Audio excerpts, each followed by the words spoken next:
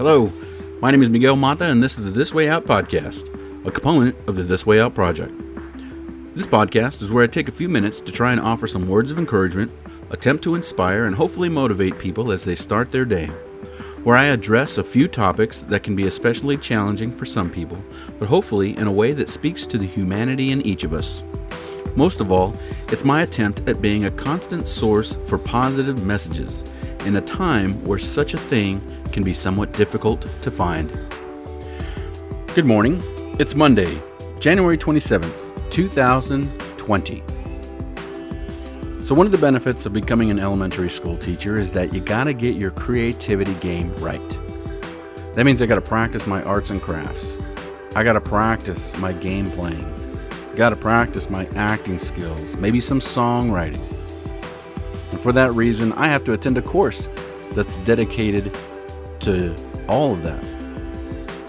Now, obviously, one big reason we have to go to this class is to learn how to come up with engaging lesson plans that'll grab the attention of small children and make learning fun.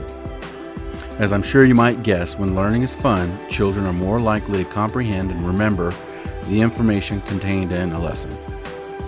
But other than creative lesson planning, what is just as important is learning ways to bring out the creativity in the children themselves. Now, this semester is just getting started, so I've only been able to attend this course a couple of times. However, after only 2 classes, I became more curious about the actual importance of a creative mind.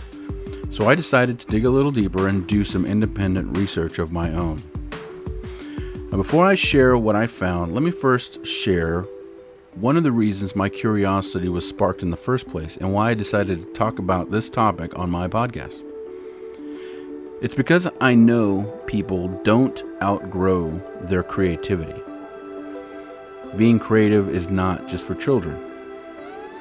I want to encourage you, my podcast listeners, to begin exploring or continue exploring your own creativity. I want to support those of you who are dreamers and trying to make dreams come true.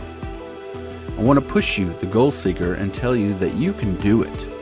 Keep moving toward that goal. If in your dreams and using your imagination you see yourself owning your own business, or traveling to far-off lands, or maybe more modest fantasies like living a long and healthy life, I'm telling you that all of that is possible. Sure, not all of it is easy, but it could be made a little easier if you just apply some creativity. Of course, I'm not suggesting that construction paper and glue sticks will get you to your goal, or maybe it will, I don't know. What I am suggesting is that if you want something bad enough, you're going to have to get creative. And to get creative, some of you are going to have to make some difficult lifestyle choices. Because creativity is outside the box thinking, also called divergent thinking. To be a divergent thinker, you have to consider breaking the mold behind structure and routine and introduce new ideas that quite possibly do not fit in said mold. The solution of a problem, the next step toward a goal, the realization of a dream, could be something or someone that does not fit in your current flow. And unfortunately, I don't know what that means for you specifically, to the specific listeners. But what I do know is that if you are in pursuit of something better for you, you're probably going to have to get creative. But here's what I found in the field of psychology that tells us what is it about creativity that makes it such a good thing or an important thing. First, being creative is a good thing because it's a sign of a healthy brain. It's an indication of good brain activity, more neurons firing and such. And that's always a good thing because the more neurons we have at our disposal, the better we are at problem solving. Second, creativity and intelligence are closely linked. If you were ever told to get your head out of the clouds and come down to the real world, or maybe you were accused of being unintelligent because all you wanted to do was draw pictures, write or tell stories, or just dream in general, science does not support that thinking. It does not support that thinking. A creative mind is a smart mind. And you can believe that because it's science. Third, creative people are good problem solvers. At this point, that should already make sense between the neuron activity and divergent thinking. But those with a creative mind are more apt to look at a problem and consider a wide range of solutions, sometimes to the point of distraction. That's another podcast. Either way, creative people are smart people. Now, being creative and or creative thinking isn't just for kids, or at least it shouldn't be. Please don't be one of those people who mute the creative ambitions of a child, by the way. It's one of those things where the damage isn't seen right away and it comes out in adulthood. Allow your children to explore their world. And here's a kind of a personal request. Allow your child or allow yourself to make a mess. Don't be afraid of getting dirty. Soap and water goes a long way. Mess making is so much fun and, in my opinion, another indication of an active brain. Cleaning up after oneself is another story altogether, but also very important, I agree. And with regard to making messes, that doesn't just mean actually getting dirty. That also means making a mess of the routine and structure that we can get caught up in so easily. Making a mess means shaking things up, making some waves here and there. Heck, if it gets you pointed in the right direction in accomplishing a goal or pursuing a dream, why not make a mess? Now, if I could, I'd like to share a quick story.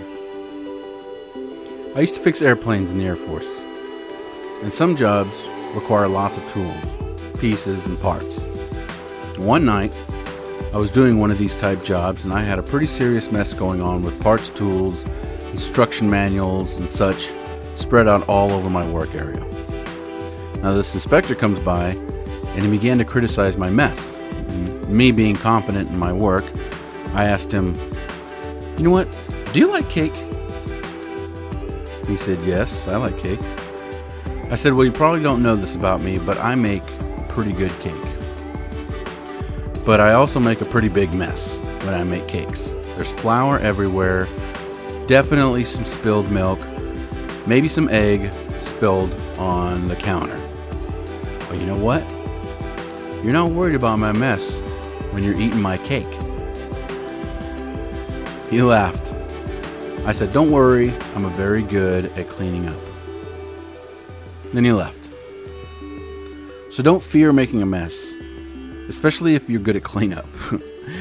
If you're trying to reach a goal or do better for yourself, but you're hitting a wall, maybe it's time to get creative or get more creative. Don't be ashamed by your creativity. Foster it. Nourish it. It's a good thing. Be proud of being a creative and intelligent human being. Okay. Go forth, good people. Do great things. Be good to yourself and be good for yourself. Help others when possible as we work toward a better tomorrow. Continue being that smart, intelligent, outstanding person I know that you are. I am very proud of all of you, and we'll talk to you again on Thursday. This has been the This Way Out podcast, a part of the This Way Out project. If you enjoyed this episode and you want to hear future episodes, please subscribe. If you would like to get in touch with me to recommend future topics, provide feedback, or any other reason, you can comment on the episode or send me an email at thiswo.light@gmail.com. That's thiswo.light@gmail.com. If you're interested in the other aspects of the This Way Out project, be sure to visit my website at thiswo-light.com.